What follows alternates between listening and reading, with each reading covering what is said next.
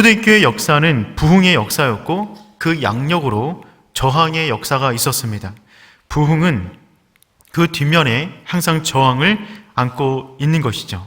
특별히 저항이 거셀수록 초대교회와 성도들의 삶은 놀라운 부흥을 경험하게 된 것을 우리가 볼 수가 있었습니다. 그 대표적인 예가 무엇이었냐면 아나니아와 삽비라 사건이었습니다. 초대교회 가운데 가장 큰 위기였으나 그 위기를 통하여 교회가 무너진 것이 아니라 더욱더 거룩해졌습니다. 사탄의 모든 계략을 단번에 간파할 수 있는 성령 충만한 사람들이 그 가운데에 있었기 때문에 그렇습니다. 그 결과 초대교회는 남들이 인정할 만큼의 엄청난 경외심, 하나님이 함께하는 공동체로서 인정받게 되었던 것입니다. 초대교회는 사탄의 맞바람을 받고 더 크게 비상합니다.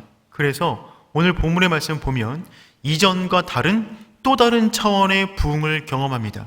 부흥의 변곡점을 맞이한 거예요. 이전과 다른 완전히 새로운, 완전히 신선한 교회 공동체 모습을 갖게 됩니다.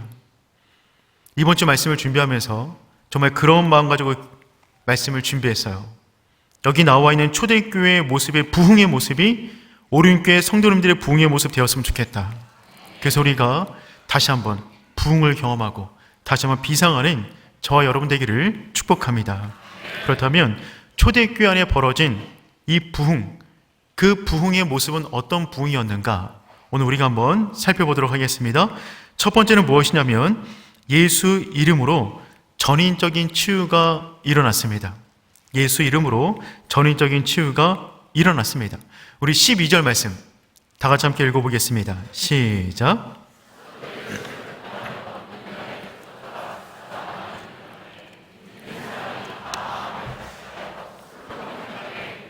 아멘. 부흥을 맞이한 초대교회의 첫 번째 특징은 무엇이냐면 그들 안에 사도들의 손을 인한 놀라운 치유가 일어났다는 것입니다. 여러분, 부흥이 일어나는 모든 현장마다 일어나는 외적인 모습이 있는데 그 가운데 가장 분명한 것은 무엇이냐면 각종 치유가 일어난다는 것입니다. 그 치유가 일어날 때는 장소를 가리지 않습니다. 여러분, 지금 이 치유가 어디서 일어났냐면 솔로몬 행각에서 일어났습니다. 솔로몬 행각에서 어떤 일이 있었죠? 사도행전 2장으로 가보면 그들이 그곳에서 복음을 전하다가 감옥에 갇힙니다. 다시는 예수 이름으로 말하지 말라라고 하는 위협의 말을 듣고 풀려나게 되었어요. 그런데 그들이 다시금 그 장소에 가서 아예 이번에는 예수 이름으로 복음을 전할 뿐 아니라 치유까지 일으킵니다. 그러니까 대제사장과 사두개인의 입장에서는 속이 뒤집어지는 일이었습니다. 그런데 그들을 어떻게 하기가 참 어려웠어요. 왜냐하면 그들은 누가 봐도 정말 하나님이 함께하는 사람들이었기 때문에 그렇습니다. 13절 말씀 읽어볼까요? 시작.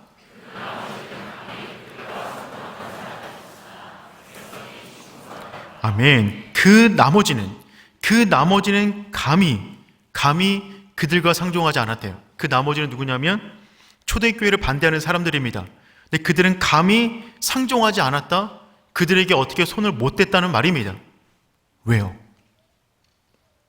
조금 전에 벌어졌던 아나니아와 삽비라 사건이 그들에게 깊숙이 각인되어 있었던 것입니다. 그 공동체 안에 하나님이 살아계시고 교회 공동체를 훼손하는 사람들의 인생 가운데 어떤 일이 벌어지는가를 너무나 명백하게 봤기 때문에 그 공동체를 감히 손대는 사람이 없었던 것입니다. 초대교회를 싫어하는 사람들은 많았으나 그들을 무시하지는 못했습니다. 그들이 하는 말을 믿지 않는 사람들은 많이 있었지만 일어난 현상을 부정할 수는 없었습니다. 그것은 명백한 사실이었습니다. 그들은 무시할 수 없는 존재가 되었어요. 이 그림이야말로 이 땅 가운데 살아가는 성도가, 교회가 어떤 모습이어야 되는가를 가장 분명하게 보여주는 모습이라고 저는 생각합니다. 우리가 믿는 바를 믿지 않는 사람들이 많이 있습니다. 하지만 우리가 그 부흥의 모습을 회복할 수만 있다면 우리를 반대할 수는 있지만 무시할 수는 없는 줄 믿습니다. 우리의 삶을 통하여 거룩한 자의 삶의 모습을 보여주는 것이죠. 여러분, 그래서 초대교회는 이러한 치유가 풍성해서요. 15절과 16절 말씀 읽어보겠습니다. 시작.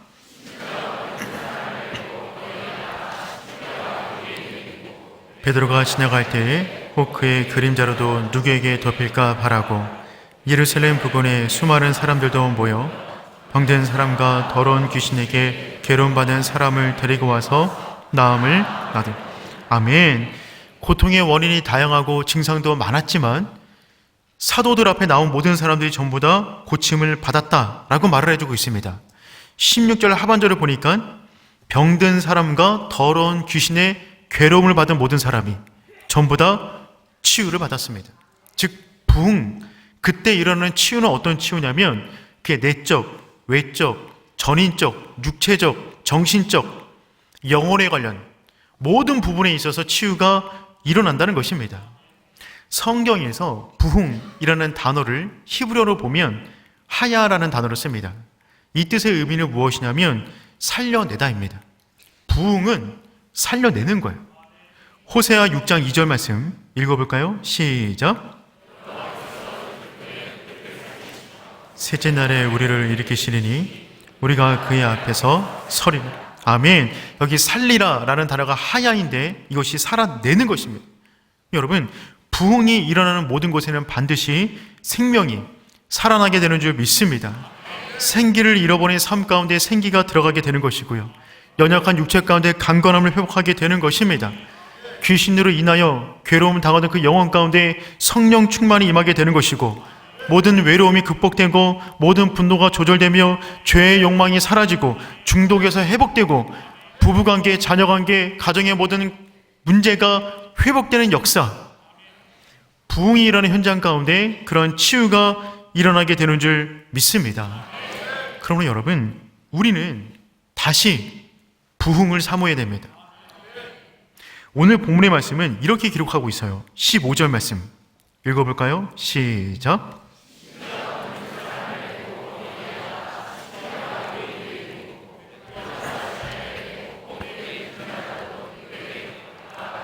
아멘. 여기 보니까 중요한 것은 그 부흥과 치유에 대한 사모함인데, 그것을 어떻게 말해주고 있냐면 예루살렘을 넘어 예루살렘 인근에 있는 모든 지역에서 사람들이 몰려왔다고 합니다. 그런데 어떻게 표현하냐면 심지어, 가장 중요한 단어는 심지어예요. 그들은 심지어 이렇게까지 행했어요. 심지어 아픈 사람이 있으면 그를 메고 나갔습니다. 심지어 그가 안 나가려고 하면 그가 있던 유아 배를 들고 나갔어요. 심지어 베드로가 길을 갈 때 그의 그림자라도 스칠까를 바라보고 그가 지나가는 길목에 사람들이 누워 있었어요. 왜요? 심지어 왜 이런 일까지 한 거죠? 그들은 정말 치유를 믿었던 것입니다. 그들은 나사렛 예수 그리스도의 이름이 주는 엄청난 치유의 능력을 믿었기 때문에 심지어 이렇게까지 했던 것이죠. 여러분, 부흥은 뭐냐면 우리 안에 심지어가 늘어나는 것입니다. 여러분은 심지어 어떻게까지 해보셨습니까? 심지어 뭐까지 해보셨습니까? 나사렛 예수 이름의 능력을 믿는 사람만이 심지어 남들이 볼 때 심지어 그 일까지 하게 되는 것이죠. 광신도가 되자 이런 말이 아니라 그분에 대한 목마름, 그 능력에 대한 확신, 그것이 우리 가운데 일어나야 된다는 말입니다. 여러분의 삶 가운데 어떠한 아픔, 빈 공간, 치유를 받아야 할 부분이 있습니까? 그 모든 곳 가운데 하나님의 은혜가 임하기를 기도합니다. 그때 우리가 심지어 주의 능력을 믿기 때문에 그 일까지 감당할 수 있는 오른의 성도 되기를 축복합니다. 두 번째 부흥은 어떤 거냐면 모든 상황에서 복음을 담대하게 전하는 것입니다. 그것 자체가 이미 부흥이에요. 여러분, 이들은 지금 솔로몬 행각에서 다시금 복음을 전합니다. 그러니까 사두개인과 대제사장은 이제 도저히 더 이상 두고 볼 수가 없었습니다. 그래서 그들을 감옥에 가두어요. 17절과 18절 말씀 한번 읽어볼까요? 시작. 그와 함께 있는 사람, 즉 사두개인의 당파가 다 마음에 시기가 가득하여 일어나서 사도들을 잡아다가 옥에 가두었다. 여러분, 의변의 일전에 풀어줄 테니, 좋은 말로 말할 테니 이제 나가면 예수 이름으로 말하지 마라 라고 말을 했습니다. 근데 이들이 말을 듣지 않는 거예요. 순간 대제사장과 사두개인들은 자존심도 상했고 분노도 일어나는데 많은 사람들이 그들에게 달려가니까 그 가운데 시기심이 불일 듯 일어났습니다. 그래서 이전에는 베드로와 요한만 가두었는데 이번에는 12사도 전체를 감옥에 가두어 버립니다. 그런데 그 밤에 기적이 일어납니다. 두 가지 기적이 일어나는데 여기서 중요한 것은 기적이 일어났다가 중요한 것이 아니라 어떤 일을 하다가 기적이 일어났는가가 중요합니다. 여러분, 기적은 그냥 오지 않습니다. 하나님이 주시는 기적은 어떠한 원인이 있어요. 그 원인이 무엇인가가 중요한 거죠. 근데 그게 뭐냐면 복음을 전하는 모든 현장마다 하나님의 능력이 기적이 나타났다는 것입니다. 19절 말씀 읽어볼까요? 시작. 옥문을 열고 끌어내어 이르되 아멘. 여러분, 감옥에 갇혔는데 갑자기 주의 사자가 나타났어요. 일전에 감옥에 갇힐 때는 그냥 나갔는데 이번에는 주의 사자가 찾아온 것입니다. 그들의 옥문을 열어주었고요, 그들을 성 밖으로, 옥문 밖으로 내어서 성전 안에서 복음을 전할 수 있도록 문을 활짝 열어두었습니다. 그런데 이 미스테리인 것은 무엇이냐면 옥문을 지키는 군사들은 그대로 있었어요. 옥문도 갇혀 있었어요. 그런데 어느 순간에 사도들이 빠져나간 것입니다. 누구도 보지 못했습니다. 12명 무리가 한꺼번에 움직이는데 지키고 있던 간수들이 보지 못했대요. 다시 옥문은 잠겨 있었어요. 이것이 미스테리인 것이죠. 근데 정말 재밌는 건 무엇이냐면 여러분, 이들을 잡아다 가둔 사람이 누구냐면 사두개인들입니다. 여러분, 사두개인들은 어떤 사람들이냐면 흔히 지식적인 종교인들이에요. 이들은 많이 배운 사람들입니다. 그래서 이들은 천사와 부활을 믿지 않았어요.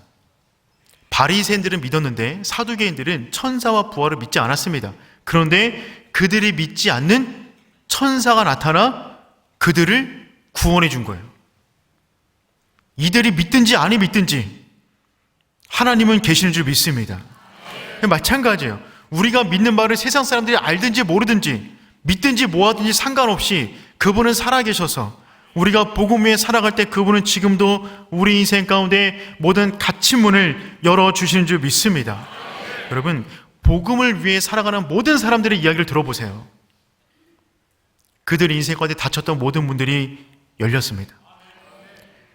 사업의 문이든 건강의 문이든 재정의 문이든 미래의 답답한 불확신의 문이든 모든 문이 그 가운데 복음 위에 살아갈 때 하나님의 기적이 따라왔다는 것이죠. 기적보다 중요한 것은 언제 기적이 일어나느냐, 그것을 깨닫는 것이 더욱더 중요합니다. 그렇다면 이들은 지금 감옥에서 구출받게 되었는데 그들이 밖에 나가서 뭘 했습니까? 주의 천사가 이제 풀어줄 테니까 저 멀리 도망가서 사람들이 보이지 않는 곳에 숨어서 편안하게 살아라 이렇게 말했나요? 그렇지 않아요.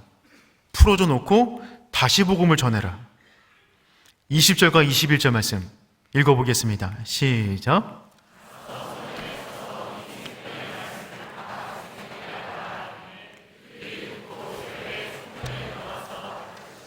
아멘. 여러분, 사도들의 닫힌 모든 문을 열어두신 다음에 그 이유는 도망치기 위함이 아니라 다시 복음을 전하기 위함이다는 것을 너무나 명백하게 보여주고 있는 것이죠. 이들은 언제부터 성전에 들어가서 가르치기 시작했다고요? 새벽부터. 여러분, 이들도 새벽 기도가 있습니다. 유대인들도 새벽에 나와서 기도하는 열심히 있는 유대인들이 있어요. 근데 여러분, 새벽 기도는 누가 나오죠? 안 나오셔서 모르십니까? 새벽 기도는 누가 나오냐면 영적 특공대원들이 나오는 겁니다. 굉장히 믿음 좋고 기도 많이 하시는 분들이 새벽 기도 나오시거든요. 그러니까 이들은 지금 열성 유대인들을 붙잡고 새벽부터 나와서 기도하는 그들을 붙잡고 지금 예수 이름 전하고 있는 거예요. 그들 열심히 새벽부터 복음을 전하고 있는데 아침에 법원이 열렸습니다. 그래서 재판관들이 앉아있게 되었어요. 군사들에게 감옥에 갇혀있는 사람들을 데리고 와라 명령을 했는데 군사들이 가보니까 죄인들이 없는 거예요. 난리가 났습니다. 이게 무슨 일인가? 근데 갑자기 한 사람이 밖에서 뛰어 들어오더니만 갇혀있던 그들이 지금 성전 안에서 예수 이름으로 무언가를 가르치고 있습니다. 보고가 들어왔어요. 정말 알 수 없는 상황이 마구마구 벌어지고 있는 것입니다. 그 가운데 다시 그들을 잡아왔고 이제부터 신문하기 시작해요. 28절 말씀 읽어볼까요? 시작. 사람을 가르치지 말라고 언금하였을 때 너희가 너희 가르침을 예루살렘에 가득하게 하니 이 사람의 피를 우리에게 돌리고자 함이로다. 여러분, 이들은 두 가지를 신문했어요. 첫 번째는 무엇이냐면 예전에 내가 그렇게 하지 말라고 했잖아. 근데 왜 또 이러는 거야? 두 번째는 뭐냐면 예수가 죽은 그 원인을 왜 우리한테 돌리는 거냐? 우리는 상관이 없다. 그런 말 하지 말라는 것입니다. 지금 분위기가 굉장히 살벌합니다. 예전과 달라요. 이들이 화가 났어요. 그래서 말을 정말 잘해야 됩니다. 그런데 베드로는 그 심령이 말씀으로 흥황하고 있는 사람이었어요. 기회만 주어지면 자기를 변호하는 것이 아니라 그 가운데 복음을 전하기 시작합니다. 30절 31절 말씀 읽어볼까요? 시작. 우리 조상의 하나님이 살리시고 이스라엘에게 회개함과 죄사함을 주시려고 그의 오른손을 높이사 임금과 구주로 삼으셨느니라. 아멘. 여러분, 베드로의 이 두 절밖에 되지 않은 이 말씀은 단순한 복음이 아니라 예수 그리스도에 대한 완전한 복음을 전하고 있는 것입니다. 첫 번째, 그는 뭘 말했냐면 십자가의 예수를 전했어요. 나무에 달아 죽인 예수를. 두 번째, 그는 부활하신 예수 그리스도를 전합니다. 하나님이 살리셨고. 세 번째, 그는 회개와 제사함의 은혜를 전해요. 회개함과 제사함을 주시었고. 네 번째, 그는 승천하신 예수를 전합니다. 높이사 임금과 구주로 삼으셨느니라. 성경 말씀에 두 절밖에 되지 않지만 실제로는 굉장히 긴 설교입니다. 성경은 요약해서 집어넣은 거예요. 이 네 가지가 다 무엇이냐면 예수 그리스도에 대한 풀 메시지예요. 쪽복음이 아니라 완전한 복음. 성경 가운데 그들은 법원 가운데 서가지고 자신들을 변호하는 것이 아니라 예수 그리스도에 대한 십자가에서부터 승천까지 완전한 복음을 전했어요. 왜요? 이것이 그들이 감옥에서 나온 이유였기 때문에 그래요. 20절 말씀 다시 한번 읽어볼게요. 시작.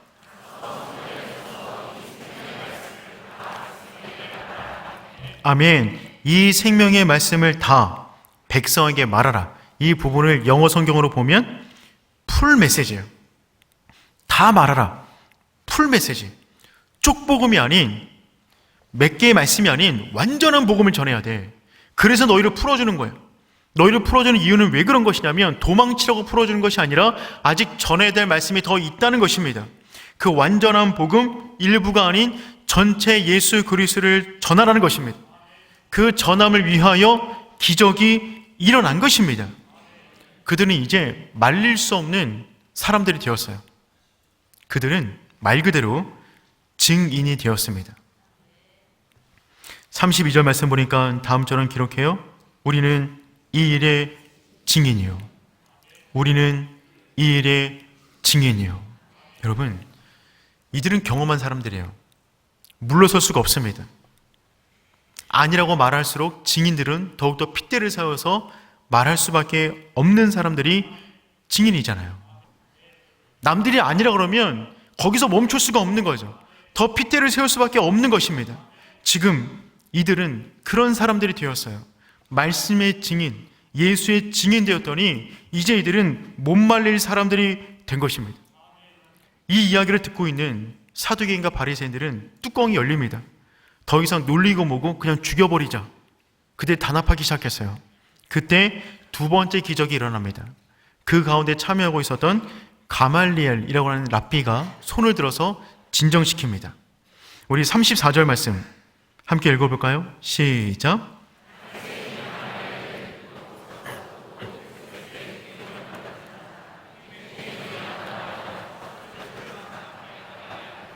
여러분, 가말리엘은 누구냐면 당시 랍비의 문화권 가운데 두 개의 양대 학파가 있습니다. 그 중에 한 학파의 수장인데 여러분, 힐렐 학파와 샴다이 학파가 있었어요.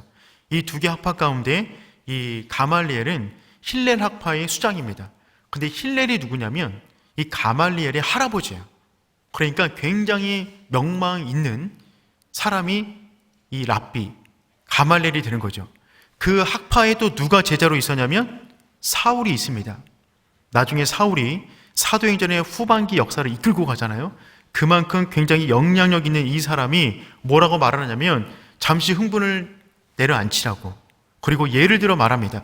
일전에 우리가 이런 비슷한 일을 경험하지 않았냐. 드다라는 사람이 있었고 갈릴리 사람 유다라는 사람이 있었는데 이 둘 다 한때 자신들이 뭔가 할 수 있은 것처럼 일어났다가 로마에서 참수를 당했더니 그 잔당이 전부 다 흩어져 버렸다. 그런데 우리가 지금 이들의 우두머리가 되는 예수를 죽였으니 이들 역시 흩어질 것이 아니냐. 그냥 우리 손에 피를 묻히지 말자. 알아서 사라질 것이다. 아니라면 하나님이 이들과 함께 한다는 것인데 그러면 우리가 하나님께 죄를 범하는 것이니 그냥 놔두는 게 가장 좋은 방법이다 라고 설득하기 시작합니다. 우리 38절과 39절 말씀 읽어볼까요? 시작.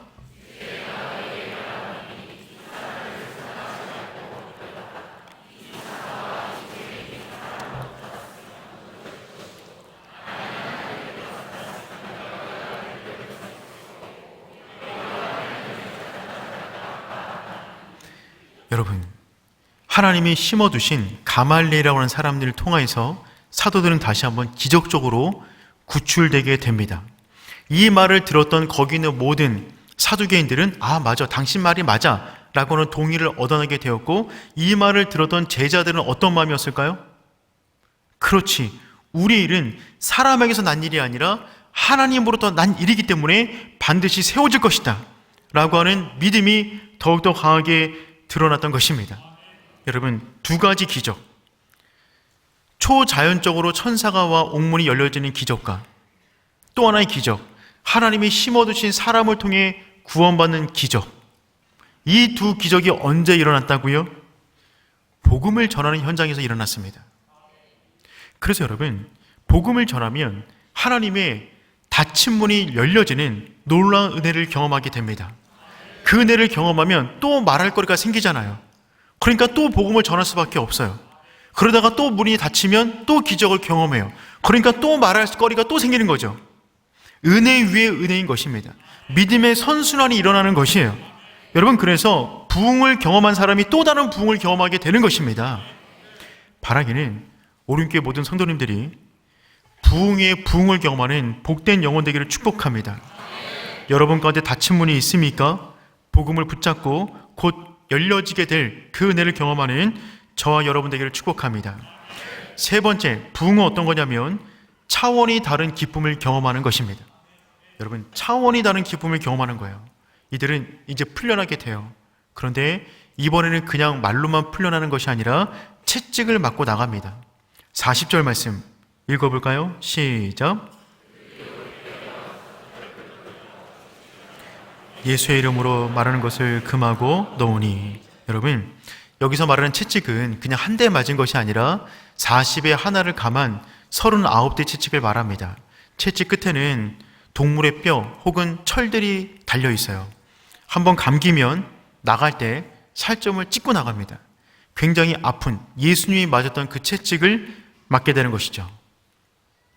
하나님이 그냥 살려주실 것 같으면 그냥 곱게 내버려도 되지 않았을까요? 근데 왜 채찍을 맞아야 되는 것이죠? 이 세상은 그런 곳입니다. 아직 이 세상은 완전하지가 않아요. 그렇기 때문에 복음 위에 살아가는 모든 사람들 가운데 고난이 있을 것입니다. 성경에서 계속해서 말해주고 있는 분명한 사실 중에 하나는 무엇이냐면 복음을 위한 길 가운데 반드시 고난도 겪게 된다는 것입니다. 그런데 그때 부흥을 경험하게 돼요.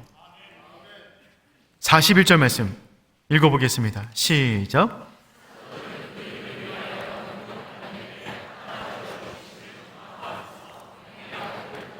아멘. 여러분, 마지막 부흥의 사인은 무엇이냐면 그 이름을 위하여 능록받는 그 현장 가운데 내가 이제 합당한 자로 여겼구나 라고 하는 그 믿음이, 그 기쁨이 올라온다는 거예요. 채찍을 맞아서 아픈데 너무 기뻐요. 그게 부흥이에요. 고난이 있는데 행복해요. 어려움이 있는데 믿음이 더 굳세져요. 그게 부흥이에요. 부흥은 다른 것이 아닙니다. 세상 사람들이 느끼지 못하는 또 다른 감각이 하나 더 생겨난 거예요. 세상은 알지 못하는, 복음의 길을 가는 그 사람 안에 느낄 수 있는 그 고난까지 주어진 그 기쁨, 그 기쁨이 충만한 영혼이 부흥을 맞이하는 영혼이 되는 줄 믿습니다. 이전에 제자들은 이 말을 이해하지 못했어요. 예수님께서 산상수훈 가운데 말씀하셨죠. 마태복음 5장 10절 말씀, 제가 한번 읽어보겠습니다. 의를 위하여 박해를 받는 자는 복이 있나니 천국이 그들의 것입니다. 여러분, 이 말을 그때는 이해하지 못했어요. 지금 온 몸으로 이해하고 있는 거예요. 이게 진짜 복이었구나. 우리가 복음을 위하여 고난받기를 합당한 자가 되었다. 그게 너무 기쁜 거죠. 여러분 가운데 이 기쁨이 충만하기를 축복합니다. 말씀을 정리하도록 할게요. 여러분, 바울은 기회가 있으면 말했어요. 내 몸에 그리스도의 흔적을 지녔노라. 그 흔적 새겨질 때는 굉장히 아팠습니다. 하지만 그 가운데 또 다른 기쁨이 있었어요. 그 흔적들을 볼 때마다 하나님께서 자신에게 주어진 훈장처럼 여겼던 것입니다. 여러분, 그게 부흥이에요. 오늘 우리는 다시금 그 부흥을 경험하기를 원합니다. 우리 가운데 하나님이 주시는 온전한 치유를 경험했으면 좋겠습니다. 심지어 그 일까지 감당하는, 그렇게까지 매달리는 저 여러분 되었으면 좋겠어요. 두 번째, 말씀이 우리 가운데 흥왕하게 되는 것입니다. 그래서 말씀과 함께 우리 인생 가운데 닫혀진 모든 문이 열려지게 하여 주시옵소서. 세 번째, 세상이 알지 못하는 기쁨을 누리게 되는 것이죠. 복음을 위해 살아가다가 어려움 당할 수 있습니다. 넘어질 수 있습니다. 하지만 기뻐하십시오. 여러분을 인정하신 거예요. 곧 하나님의 놀라운 은혜가 임하게 되는 줄 믿습니다.